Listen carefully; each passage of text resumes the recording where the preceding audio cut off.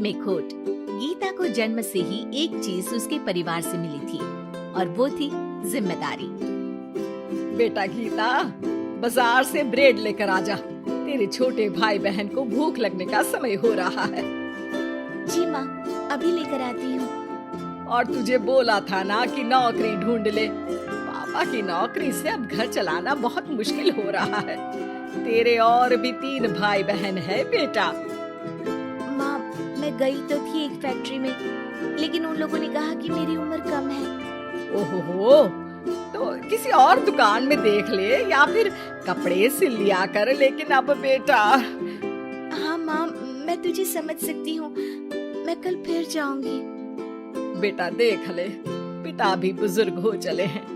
मैं कभी कभी सोचती हूँ कि 4 घर का काम पकड़ लूं, लेकिन ये समाज। गीता माँ को गले लगाकर वहाँ से चली जाती है। धीरे धीरे वक्त गुजरता है और गीता के पिता से भी काम नहीं हो पाता है। अरे गीता की माँ, अब काम करते हुए हाथ कांपते हैं। किसी भी बच्चे की शादी नहीं हुई है। चिंता होती है, पता नहीं घर कैसे चलेगा। तभी पास की मौसी उन लोगों के घर आती है। अरे गीता की माँ, चिंता ना करो, तुम लोगों की परेशानी का हल है मेरे पास। आओ बहन, क्या हाल है? कोई खजाना मिल गया क्या? अरे खजाना ही समझो। गीता की शादी के लिए एक लड़का है। लड़का अच्छी नौकरी करता है, अपने 2 मकान है और शादी के बाद वो तुम लोगों का ख्याल भी रखेगा। ऐसा क्या देख लिया गीता में उसने जो इतना सब करने को तैयार है? अरे भाई साहब, अब आप लोगों से क्या छुपाना। लड़के की पहली बीवी का स्वर्गवास हो चुका है और 2 छोटे बच्चे भी हैं। अरे क्या बोल रही हो मौसी? नहीं नहीं, मैं ऐसी जगह अपनी गीता की शादी नहीं करूंगी। हाँ, मैं भी गीता को किसी ऐसे घर में नहीं भेजूंगा जहाँ 2 बच्चे पहले ही हो। देखो, गीता मेरी भी बेटी जैसी ही है। अरे लड़का बहुत ही शरीफ है, हो सकता है उसके भाग्य में गीता हो। वो याद नहीं, बच्चे इतने छोटे हैं कि असली माँ और सौतेली माँ में फर्क भी नहीं समझेंगे। अरे लेकिन गीता ही क्यों? क्योंकि गीता को मैं जानती हूँ, कोई दूसरी लड़की उन बच्चों का जीवन खराब कर देगी। काफी मनाने के बाद और हालात को देखते हुए गीता की शादी गणेश के साथ हो जाती है। गीता, मैं ऑफिस जा रहा हूँ। तुम्हें कुछ चाहिए तो मैं ले आऊंगा।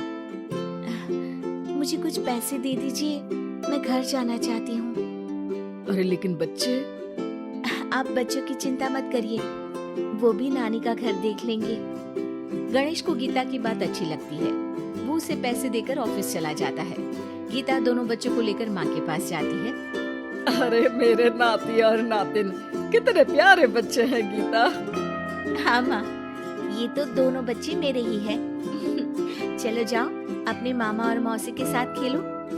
फिर क्या था, गणेश के बच्चों को ननिहाल और गीता को अपने घर को पालने के लिए गणेश का सहारा मिल जाता है। माँ, ये पैसे ले ले, इनसे तू घर की टूटी छत बनवा लेना और राशन डाल लेना।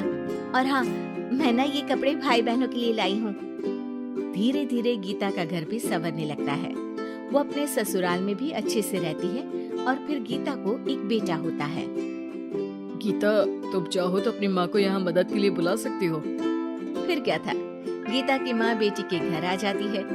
लेकिन अब उसकी माँ गीता के बेटे और गणेश की पहली बीवी के बेटे से भेदभाव करने लगती है।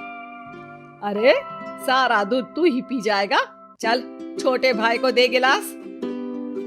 लेकिन नानी, ये तो मेरा दूध है, वो अपना ग्लास खत्म कर चुका है। अरे चुप, बिल्कुल चुप, बड़ा आया मेरा गिलास वाला। तभी वहाँ गीता आ जाती है। माँ, ये क्या बोल रही है? वो छोटा है और बहुत दूध है किचन में। अरे बहुत है तो क्या सारा इस सांप को पिला देगी? अपने बेटे का ख्याल रख, कल को तेरे 2 घर में से एक का हक मांगेगा तो क्या करेगी? माँ, तो दोनों का ही तो हक है ना प्रॉपर्टी में। अरे ना बेटा, सारा हक इस छोटे का है। समझती नहीं, कल को बड़ा होकर ये तेरे बेटे को जान से भी तो मार सकता है। अब माँ सारा दिन गीता को गणेश की पहली पत्नी के खिलाफ कान भरती। अब गीता भी माँ के रंग में रंग जाती है। एक दिन, सुनिए ना, हम लोगों के 2 घर हैं, एक घर क्यों ना मेरे बड़े भाई को दे दे, उसकी शादी हो गई है, और फिर हमारे तो दोनों बच्चे छोटे हैं, बड़े होंगे तब तक तो वो घर हमारे काम का नहीं है ना जी। सीधा साधा गणेश क्या कहता, वो मान जाता है और फिर गीता का भाई उसके एक मकान में शिफ्ट हो जाता है। गणेश के ऑफिस जाने के बाद गीता गणेश की पहली पत्नी के बेटे से कहती है, सारा दिन खेलते रहते हो, पढ़े नहीं तो काम पर लगा दूंगी, समझे? बेटा, जो अब सौतेली माँ से सहम चुका था, एक फैक्ट्री में जाता है। सब कुछ काम मिलेगा। बेटा, मुझे एक ऑफिस बॉय की जरूरत है, लेकिन तुम तो अच्छे घर के लगते हो। हाँ हूँ बे, लेकिन फिलहाल काम की तलाश है। बेटा एक फैक्ट्री में चपरासी बन जाता है और एक दिन दुखी गणेश का स्वर्गवास हो जाता है।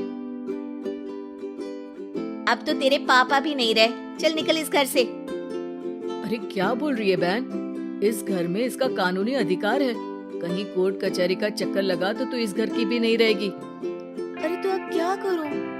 बस तू अब इसकी शादी कर, इसकी बीवी को खूब सताना कि ये खुद ही बीवी को लेकर घर छोड़ दे। गीता को भाई की बात जंच जाती है, लेकिन कहते हैं ना कि पाप का घड़ा तो भरता ही है। बेटे की शादी के बाद उसकी बीवी सास से भी 4 कदम आगे निकलती है।